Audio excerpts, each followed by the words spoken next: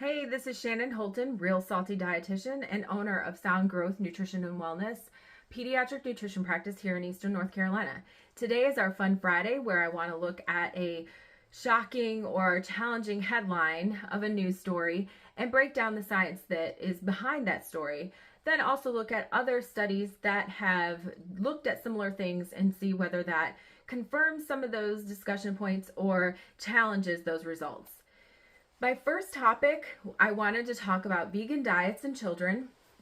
Plant-based diets, as a lot of people know, are kind of a really big push in the healthcare side of things, knowing that a lot of Americans have some level of heart disease related to cholesterol, high blood pressure, or hypertriglycerides, and making lifestyle changes to try to affect those outcomes and affect that heart disease.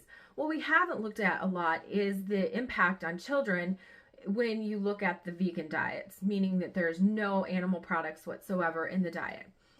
There are varying opinions on whether that's good or not.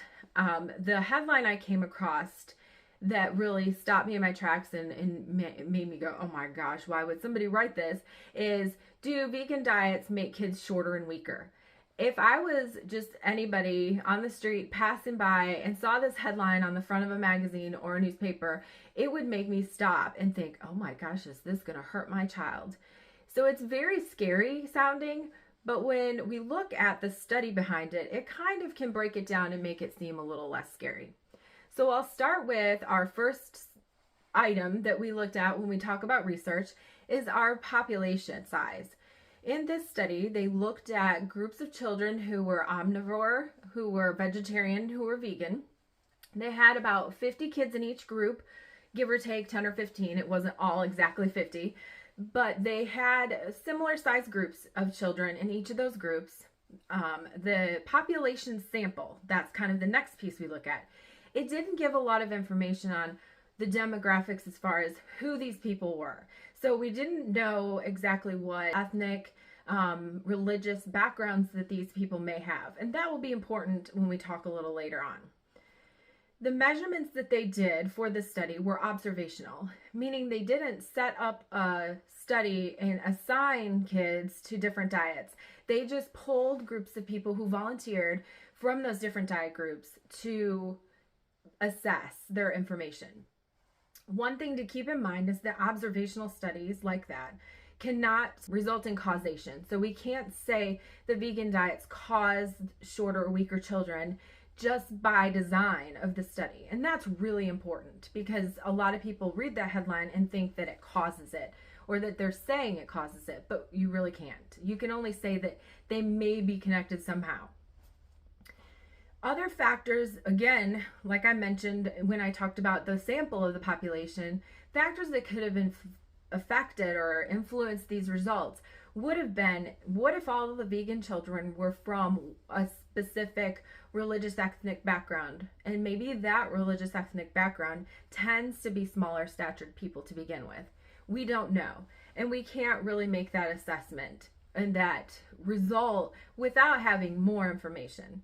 If you read the bottom line of the article and the reviews of the article that I found, you will see it say more studies are needed to make those connections.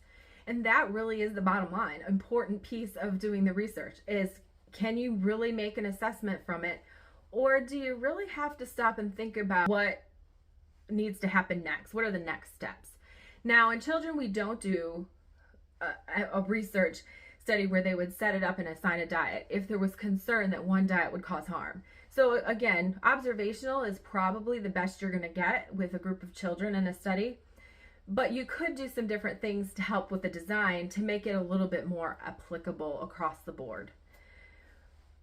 Going into the results that got them to that headline, when we looked at that Polish study that talked about the children in each of these groups, they did find that of their sample population, that children had overall better cardiovascular data who were on vegetarian or vegan diets. They found that children on vegan diets had slightly less bone density, and they also had 3 centimeter on average overall shorter stature. Again, we've already talked about why that could or couldn't mean something. So the next thing that is important to do when you find something like that and you're really concerned about it, let's say you're evaluating whether you want to implement vegan diet in your household but don't know how that's going to affect your child. Reading one study isn't going to give you that answer. So what I did after I read this article and thought, that's a really interesting finding. Is there anywhere else that I could find something similar? So I looked at studies they had from Germany. There was some studies from France. There was studies that were US based. Some of those were a little bit older. But overall, I could not find any other research articles that matched that result that said that children on vegan diets are shorter or weaker. In fact, the study in Germany found that there was no significant difference in those things like cardiovascular labs, bone density, and so forth. What this tells me is that I need to just kind of move on from that headline. And if I really am considering to follow a vegan diet in my home, I need to look at those discussion points from those articles. All the articles did discuss that it's important to look at vitamin D intake. We know vitamin D is a sunshine vitamin, so if you're not getting it from the sun, most people are getting it from fortified dairy. So if you're vegan, you're not drinking milk, but some of the milk substitutes may be fortified as well. They talked about the importance of calcium, again, that source of dairy being the primary source that children who eat a regular omnivorous diet would eat.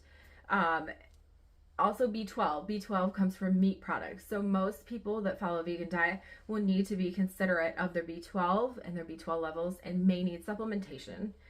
And then also the focus on healthy fats. If you're not eating meat, one would presume you're eating healthier fats because you're eating plant-based oils and so forth. But there are healthier choices amongst the fats, and just making sure that you're aware of that. All of those articles said to and reinforce to pay attention to those nutrients. So as a parent, if I was considering a vegan diet, I would jot that down from the discussion of each of those articles. But I wouldn't say, oh my gosh, my kid's going to be shorter because they're eating a vegan diet. That's kind of the nutshell. It doesn't take long to break down a science article or a research article. It just takes knowing the steps and the things to think through as you're reading it and where to look. Honestly, you can get a lot of journal scientific research articles from Google. When you do that, again, you're getting everything. So it is important to look at those 4 items that we talked about before: population size, the sample of the population, the measurements that were taken to get those results, and the other factors that can influence the outcomes. As a final word, what I will say is that the American Academy of Pediatrics does not make vegan diets a contraindication in children in the US. Other countries have not blessed vegan diets for children at this point, but in the United States it is okay, with the caveats that we're monitoring some of those levels of labs and some of those body composition measurements that would be concerning, just like you would with your child that's on any other regular diet. So that is a nutshell. I think we're at 9 minutes to kind of break down and explain and give feedback on a wild headline. So happy Friday, and I hope everyone has a great weekend. Next week, I think on my Tuesday talk, I want to talk a little bit more about the people side of things and kind of my experiences in leadership. Start with kind of a key point of where is your motivation. Thanks.